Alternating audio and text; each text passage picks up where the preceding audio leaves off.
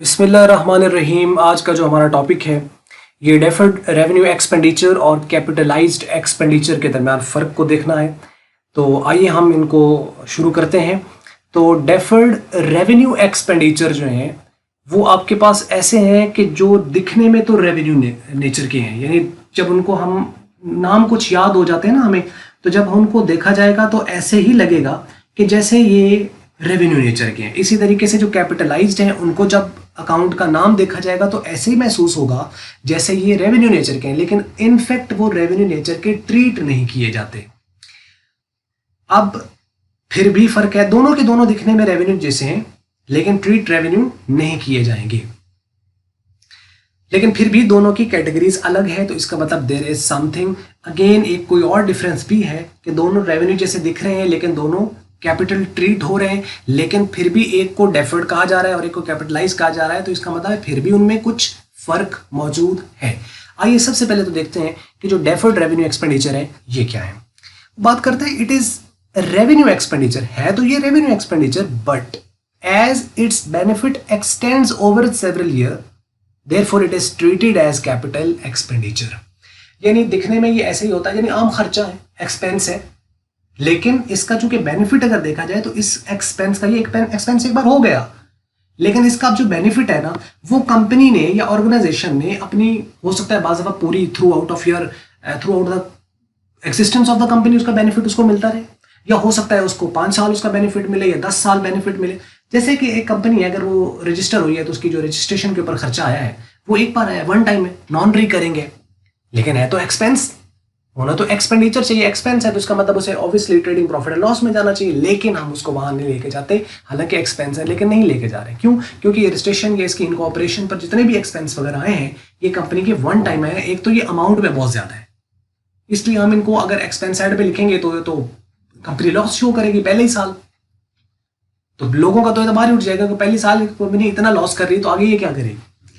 तो एक चीज तो ये है। दूसरी बात ये है कि इनका चूंकि बेनिफिट इनका हमें कंपनी को through the existence of the company मिलना है, इस वजह से इसको फिर क्या करते हैं, वो कैपिटल एक्सपेंडिचर ट्रीट कर लेते हैं, लेकिन इसको नाम दे देते हैं कि ये डेफर्ड रेवेन्यू एक्सपेंडिचर है।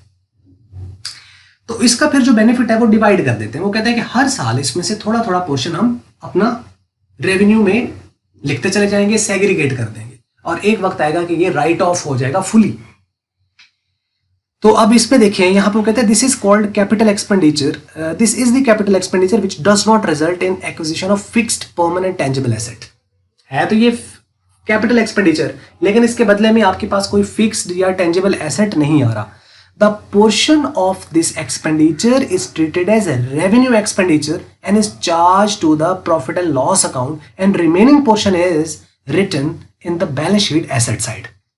मतलब क्या हुआ कि जितना खर्चा आया है, फॉर एग्जांपल कंपनी ने एस्टैब्लिश हुई और उसके ऊपर खर्चा आ गया जी 1 मिलियन। अब ये 1 मिलियन वो सारे का सारा प्रॉफिट एंड लॉस में नहीं लिखेंगे, उन्होंने कहा कि ऐसा करते हैं कि इसमें से हम इसको 20 पे डिवाइड कर देते हैं। अब जो 20 पे आप डिवाइड करेंगे इसका मतलब ये है कि उसके ऊपर जितना भी डिवाइड होने के बाद 50,000 रुपये आ जाएगा, तो 50,000 हर साल अपना एक्सपेंस ट्रीट करते चले जाए और उसको आप trading and profit and loss account में लिख दें। तो इससे क्या होगा कि आपका 1 मिलियन है, उसमें से 10 लाख है, 10 लाख में से 50,000 माइनस होगा तो पीछे आपका कैपिटल एक्सपेंडिचर रह जाएगा, फिजिकल नहीं है लेकिन कैपिटल एक्सपेंडिचर है, वो रह जाएगा 9,50,000 का। दूसरे साल वो रह जाएगा 9 लाख का, तीसरे साल 8,50,000 का, चौथे साल बाद 8 लाख का, और आते आते आते 20 सालों में ये राइट ऑफ हो जाएगा फुली तौर पर।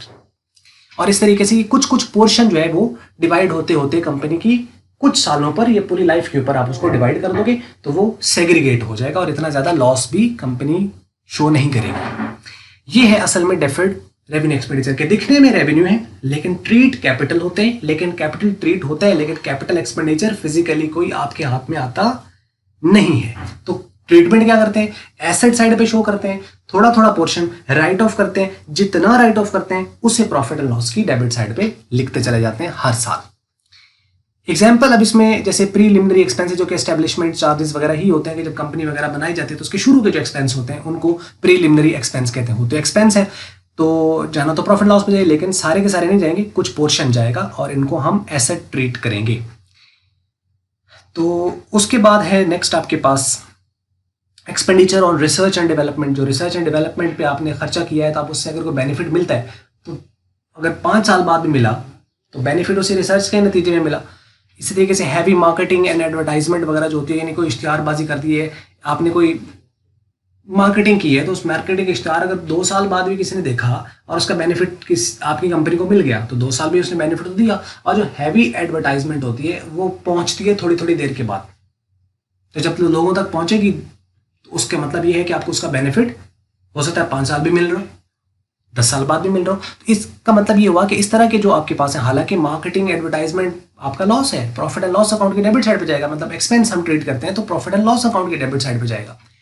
लेकिन हम इसको एसेट ट्रीट करेंगे अगर हैवी मार्केटिंग की है, जो कि खास तौर पर जैसे कंपनी इस्टेब्लिश की जाती है तो शुरू में बहुत ज़्यादा हैवी मार्केटिंग की जाती है। जैसे ओमोर, अगर आपको याद हो जब ये आया था तो इन्होंने बहुत ज़्यादा एक एडवर्टाइजमेंट कंपेन की थी, हर जगह देखें ओमोर ओमोर, क्योंकि उससे पहले वॉल्स और बाकी बहुत सारी और कंपनीज ऑपरेट कर रही थी तो इनको बहुत ज़्यादा खर्चा करना पड़ा एस्टेब्लिशमेंट करते वक्त। तो वो इनका रेवेन्यू तो नहीं होगा ना, वो एक डेफर्ड रेवेन्यू होगा और उसमें से कुछ पोर्शन राइट ऑफ होता चला जाएगा थोड़ा थोड़ा।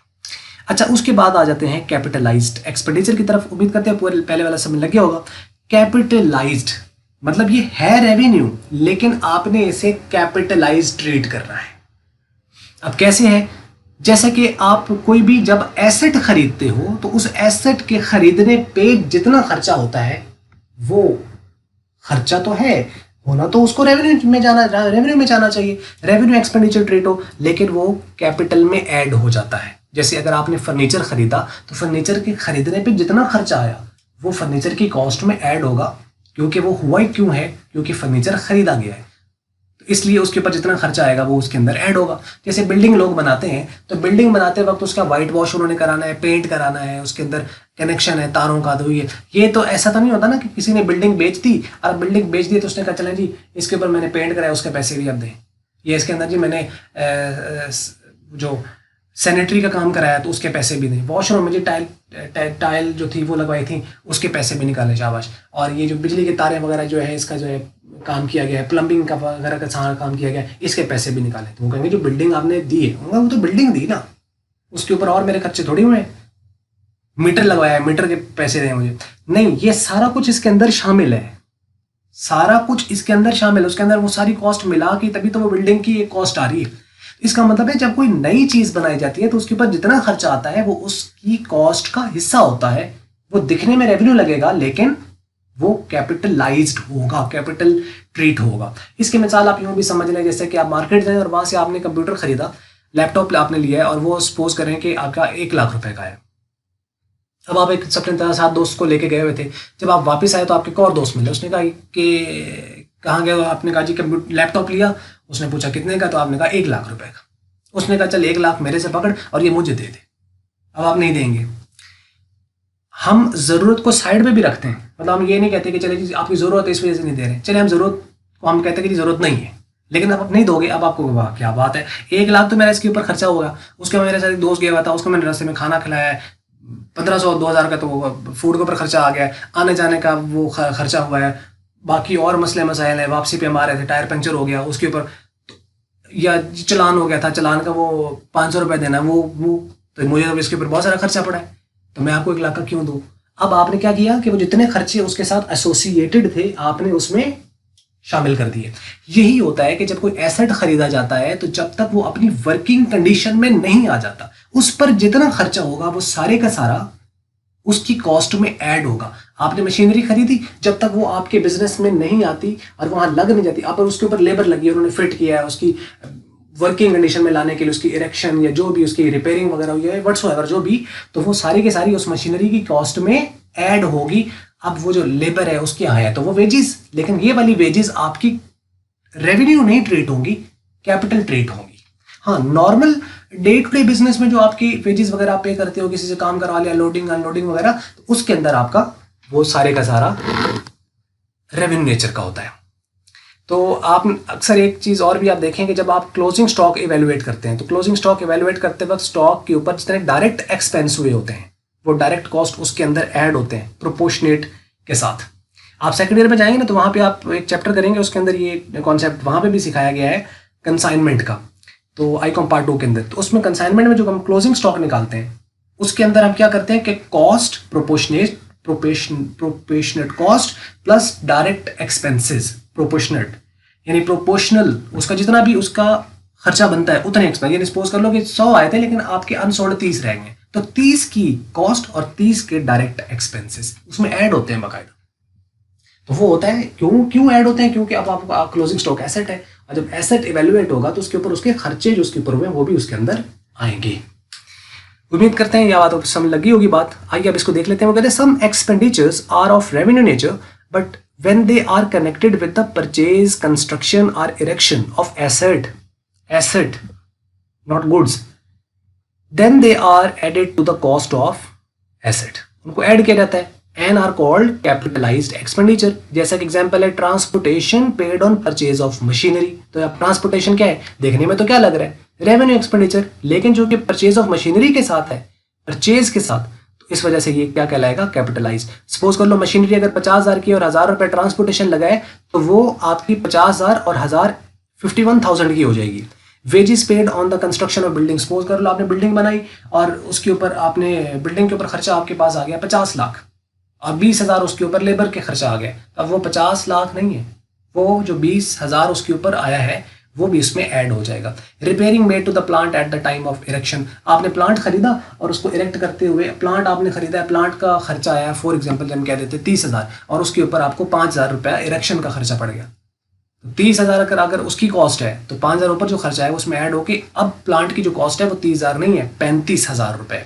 तो ये 5,000 जो है ये क्या हो जाएगा, कैपिटलाइज्ड हो जाएगा। हालांकि है तो रिपेयर ही ना, और रिपेयर तो रेवेन्यू एक्सपेंडिचर होता है लेकिन इसके अंदर ट्रीट होगा। तो इन चीज़ों को आपने याद रखना है। और ये जब अगर हम कोई कैपिटल एक्सपेंडिचर हो और उसको हम रेवेन्यू ट्रीट कर लें, रेवेन्यू का कैपिटल ट्रीट कर लें, तो एक एरर होता है जिसे एरर ऑफ प्रिंसिपल कहा जाता है। 15वें चैप्टर में भी हम इसको इंशाल्लाह करेंगे और ये काफ़ी इंपॉर्टेंट है इसको अंडरस्टैंड करना। लेकिन ये वीडियो थी, अगर आपको पूरी देखी और आपने समझी है तो ऑब्वियसली इसके अंदर जो फर्क आपको समझ लग गया होगा डेफर्ड रेवेन्यू एक्सपेंडिचर और कैपिटलाइज एक्सपेंडिचर का। तो मल्टीपीडिया की अगर आपको ये वीडियो अच्छी लगी तो इसको आप लाइक कर लें, शेयर कर लें दूसरों के साथ। अगर आपको अच्छी नहीं लगी तो इसको आप कर दें डिसलाइक। और वीडियो देखने का बहुत शुक्रिया।